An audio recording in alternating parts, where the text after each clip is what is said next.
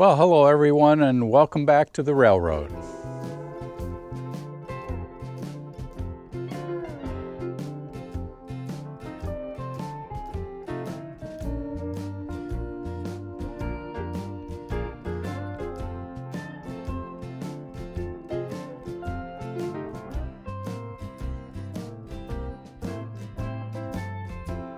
The shed that you see behind me here is my first original train shed. It was the kids' playhouse. Back here we put in an entrance straight into the shed, and it works as a good level area for running the trains in, a nice yard. Inside I have another little thing. I have an elevator inside. It's a normal winter day here in Washington State. In other words, it's raining like mad. So we're going to do a little inside project today. So welcome to my kids' original playhouse. Had a couple of windows set in it, and it was a great little playhouse. It's fully insulated, fully wired, and good to go. Perfect room for my train room when the kids got done with it. But it is a little small. It's about an 8 by 10. So to make it a little better, I put in a couple of elevated storage areas. Now, the problem is I don't like to take trains off and put them up here. So part of the system is I built an elevator. So just to give you a little idea of what I built, first off, I built a platform. This may look kind of funny, but it's only because I had to build it to fit the framework. This framework is an old bed frame. Actually, it's two old bed frames, and I've cut and cobbled up the pieces so that they all make an elevator. So the first portion of this basically was cutting and bolting in a rectangular area, space. So there's spacers on the top and bottom and side to side. And then on the bottom, the side to side, is that I secured it down to the platform. And the platform is square. Now, I needed something that would lift and lower in a nice, easy glide system. So I set casters so that they run on the inside of this rail and the inside of that rail, giving me a section on each of the 4 posts to roll up and down. So long as these posts remain square, the unit will roll smoothly up and down. Now I needed something that would lift this gently. So I purchased this, which is from Harbor Freight.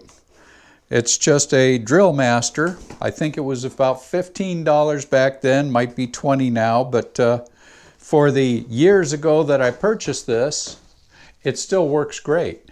It'll actually maintain the height wherever I stop it. Next, I needed something that I could lift this unit squarely. So what I decided was bicycle chains. And rather than going out and purchasing probably $100 worth of bicycle chains or more, I went to an old bicycle shop, and they have a pile of old bicycle chains. Now these chains were rusty.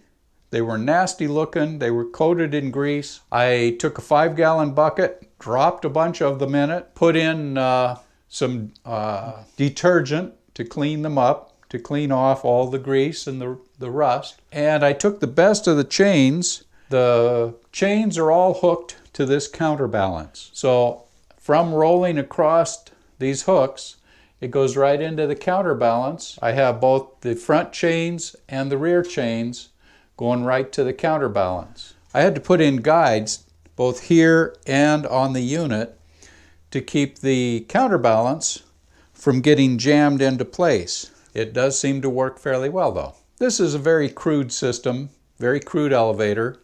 I wouldn't want to trust it with my family, but my trains are okay. A couple of train cars work fine on this. So once I got the elevation set in, then I needed to make sure each of the 2 stops were at the correct height, and to lock them in place so that when I started running cars off, they didn't wobble.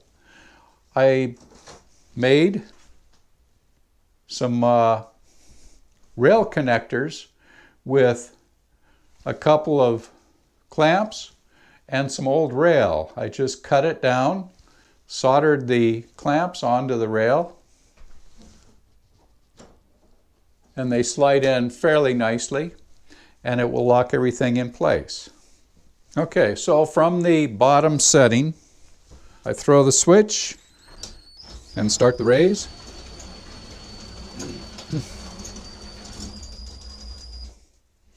When I get it to the correct height, I slide on a locking device.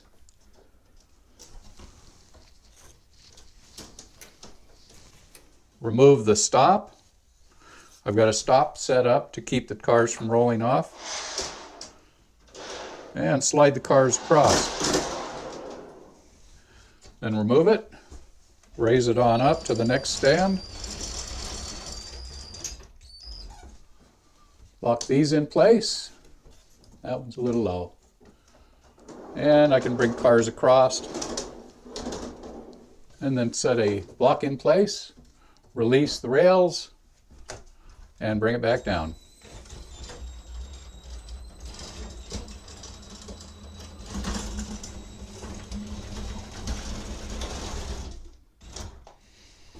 And when I'm in place, undo the clamp here, bring it around,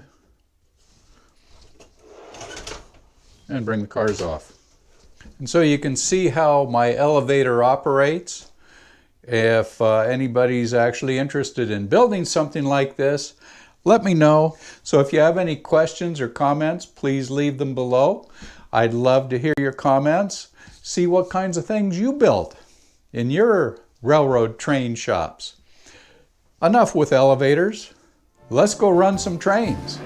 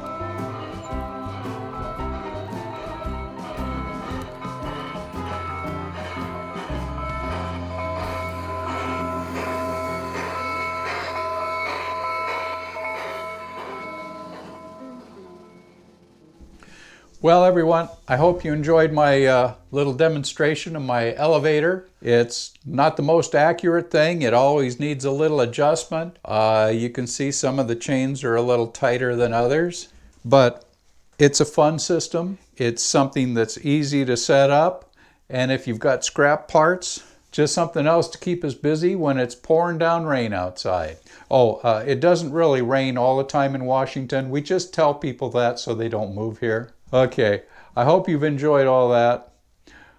Be safe, stay healthy. We'll see you down the rails. God bless.